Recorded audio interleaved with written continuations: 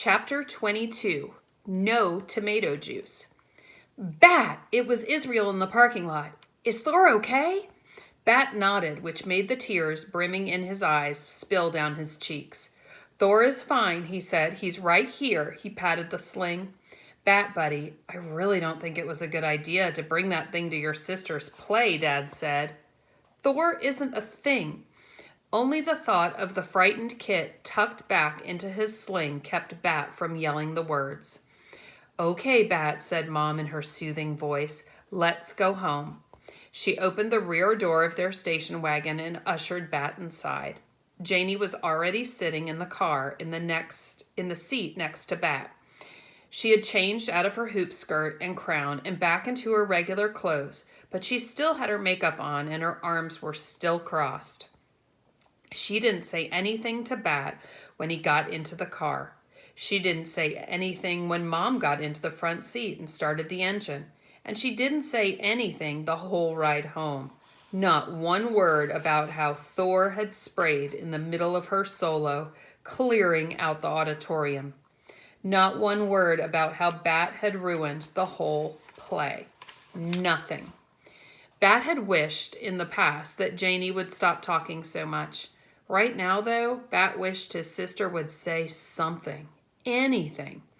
Keeping that skunk Kit was the worst idea ever, Janie said when they got home before she got out of the car. I wish Mom had never brought him home. Anything, Bat thought, except that. Bat had a terrible night's sleep. It was partially because he still smelled a little bit like skunk spray. Mom had washed his clothes and had given him a mixture of hydrogen peroxide, baking soda, and dish soap to scrub with in the shower. And Bat had washed with it from head to toe, even though Thor hadn't sprayed directly on him.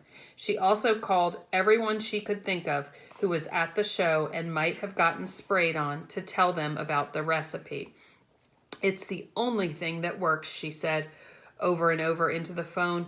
No, tomato juice doesn't really work, she said. And again, Bat heard her say, I am so sorry this happened. So sorry. But it wasn't really the skunky smell that kept Bat from sleeping. And there is Bat trying to go to sleep. At the breakfast table, it was obvious that Bat wasn't the only one who had a poor night's sleep. Janie's eyes were red-rimmed and puffy, and Mom, too, looking tired, yawning over her steaming mug of coffee. Janie refused to eat anything at all. I have no appetite, she insisted, even when Mom offered to make her chocolate chip pancakes. At least have a piece of fruit, Mom insisted.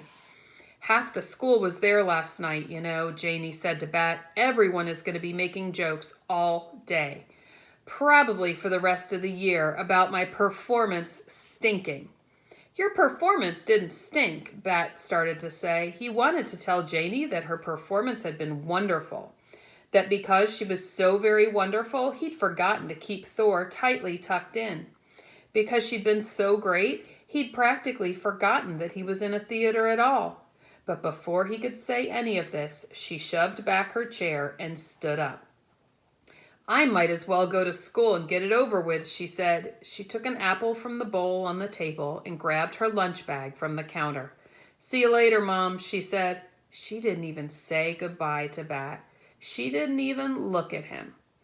Janie and Bat didn't always get along. Bat knew that sometimes Janie thought he was annoying and that she didn't always love taking care of him. Sometimes she got mad and sometimes he got mad. But this felt different.